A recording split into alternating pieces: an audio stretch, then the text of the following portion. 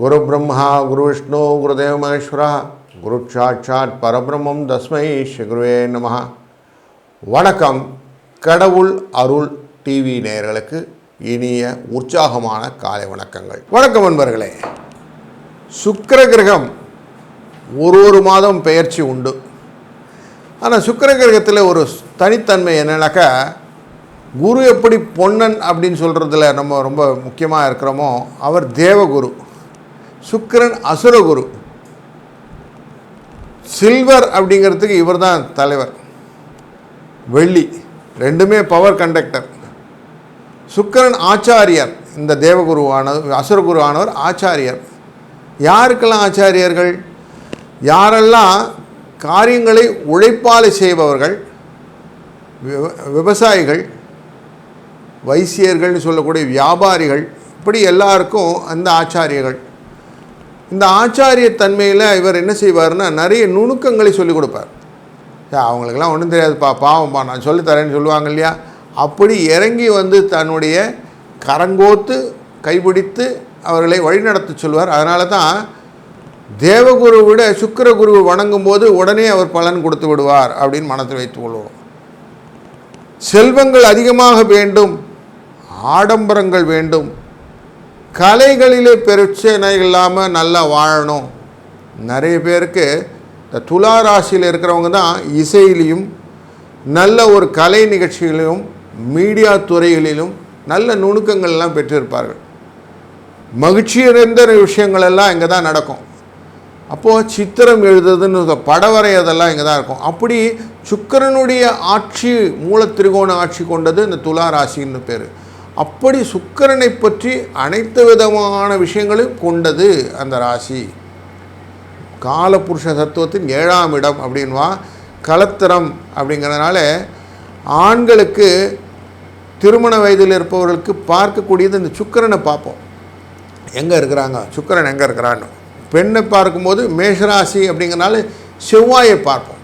செவ்வாய் எங்கே இருக்கிறான்னு பார்ப்போம். அப்போ தைரியஸ்தானத்தை கொண்ட இந்த ஆண்மகனுக்கு மேஷராசி அப்படிங்கிற பெண்மகளை பிடித்து கொடுத்தல் இந்த துலா ராசிக்காரை பிடித்து கொடுப்போம். அப்போ கைப்பிடித்து கொடுப்போம். இப்படி தான் மாற்றி மாற்றி பிடித்து கொடுப்போம். அப்போது வாழ்க்கையில் துணைகள் அப்படி அமைவதற்கு இந்த மேஷ துலா அப்படிங்கிற காம்பினேஷன் ரொம்ப முக்கியமானது அப்படின்னு புரிந்து கொள்கிறோம். இப்போ செவ்வாய்க்கும் இந்த சுக்கிரனுக்கான தொடர்பு புரிந்திருக்கும்.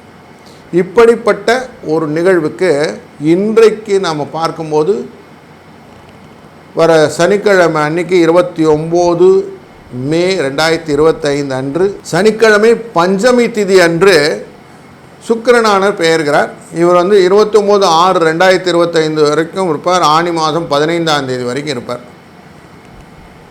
முதலில் இப்போ இருந்துட்டு இருக்கிறது மீனராசியில் உச்சம் அப்படிங்கிற இடத்துல இருந்தார். இப்போ அவர் அங்கேருந்து மேஷ ராசிக்கு மூவ் ஆகிறார் பார்க்குறோம். சுக்கிரனுடைய அந்த கிவிங் பிரசாத் அப்படின்னு பார்த்தீங்கன்னா, வாமன அவதாரம்னு திருமாலுடைய அவதாரம் இருக்கும். அதை மகாபலி சக்கரவர்த்தி தானம் கொடுக்கறதுக்கு ரெடி ஆவார். எதை கேட்டாலும் தானம் கொடுக்குறேன் அப்படின்னு சொல்லுவார். நீ எதை கேட்டாலும் தானம் கொடுக்குறேன்னு சொன்னால் நான் உன்னை பார்த்துக்கிறேன்னு சொல்லி தான் திருமால் அவதாரம் எடுத்து வரார். வாமனராக வந்து நிற்கிறார். இது சுக்கிராச்சாரியாருக்கு தெரிஞ்சிடுது. எப்படி தடுக்கிறது, தன்னுடைய பக்தனை காப்பாற்றணும் அப்படிங்கிறதுனால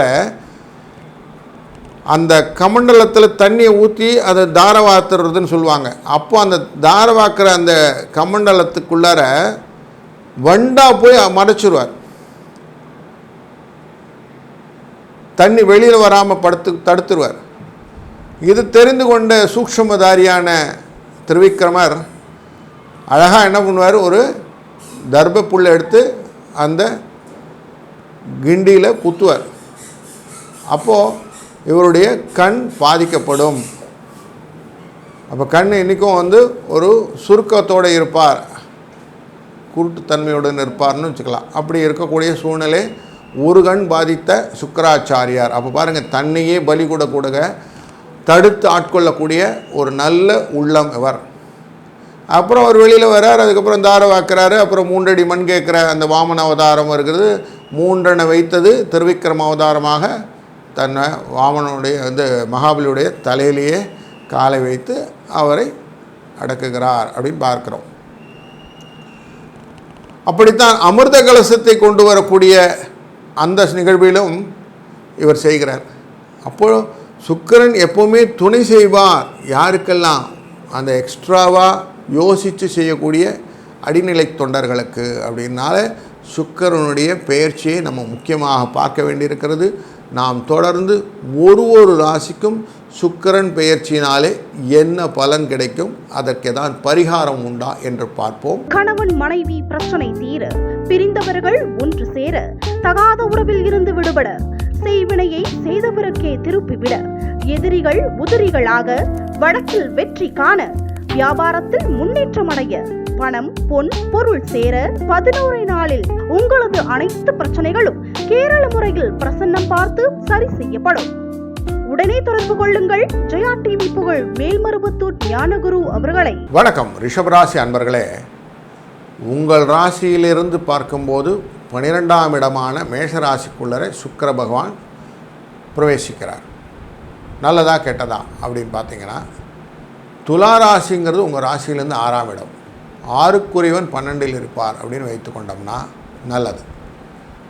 அப்போ உங்களுக்கு லாபத்தை கொடுக்கக்கூடியது, லாபத்து மட்டும் இல்லை லக்ஷ்மி கடாட்சத்தை கொடுக்கக்கூடியதாக இந்த இடத்துல அமைந்து விடுகிறார். சுக்கிரன் உங்கள் ராசிக்குள்ளே வந்தால் அது ஆட்சின்னு ஆகிடும். அப்போது நல்ல விஷயங்கள் நடக்கக்கூடிய விஷயங்கள் இந்த சுக்கிரனுடைய பெயர்ச்சி உங்களுக்கு கொடுக்க போகிறது. யாருக்கெல்லாம் கொடுக்கும், எப்படியெல்லாம் கொடுக்கும்?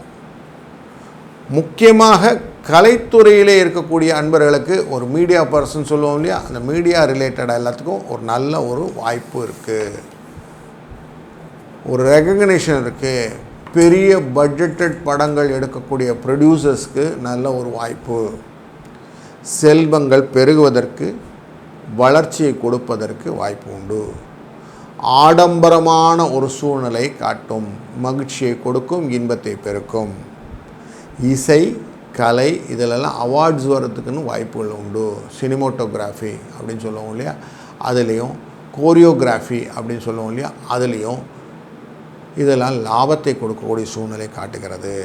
இப்போ குடும்ப மகிழ்ச்சி, செல்வ வளர்ச்சி, ஆரோக்கியம் இதையும் சேர்த்துக்கலாம். இதுவுமே நல்லா தான் இருக்குது. அப்போது 6 அப்படின்னாலே அடுத்தவருடைய பணம்னு வச்சுக்கணும். அதனால தான் நியூமராலஜியில் 6 அப்படிங்கிற எண்ணை வைத்திருப்பார்கள் சுக்கிரனுக்கு.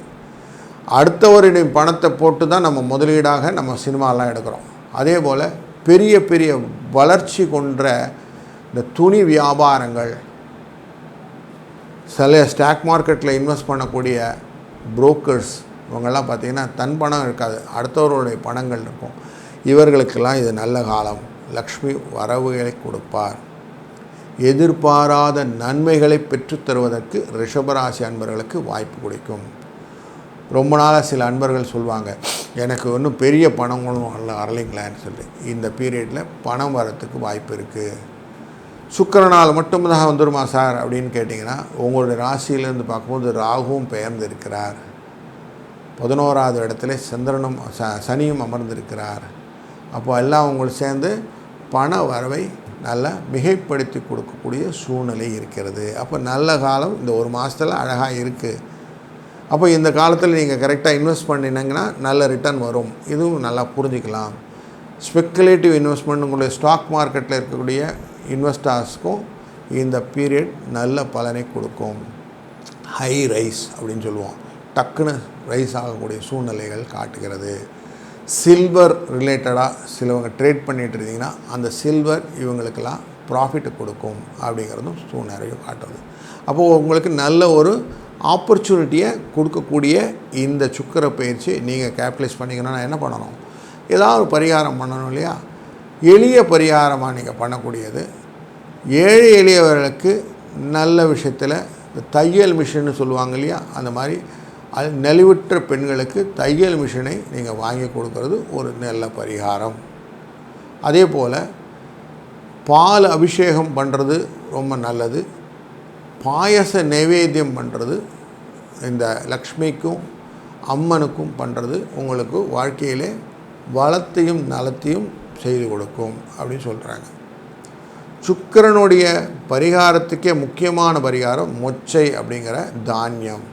இந்த தானியத்தை வெள்ளிக்கிழமை வெள்ளி ஓரையும் போது, சுக்கிர ஓரையும் போது நாம் செய்யக்கூடிய தானமாக படையலோடு சேர்த்து கொடுக்கும் அப்படின்னு சொல்லிட்டு பக்கத்தில் இருக்கிற மாரியம்மன் கோயிலுக்கோ இல்லை அம்மன் கோயில்களுக்கோ கொடுத்தீங்கன்னா ஒரு 7 வாரம் தொடர்ந்து செய்யும்போது இது பரிகாரமாக மாறி நமக்கு செல்வ பலத்தை பெற்றுத்தரும்னு குறிப்பு இருக்குது. அதனால் இதெல்லாம் நம்ம பயன்படுத்தும் போது வாழ்க்கையில் கஷ்டங்கள் நிவர்த்தியாகி நல்ல பாதையை கிடைக்கும் போது கேபிட்டலைஸ் பண்ணிக்கணுன்ற எனர்ஜி கிடைக்கும்.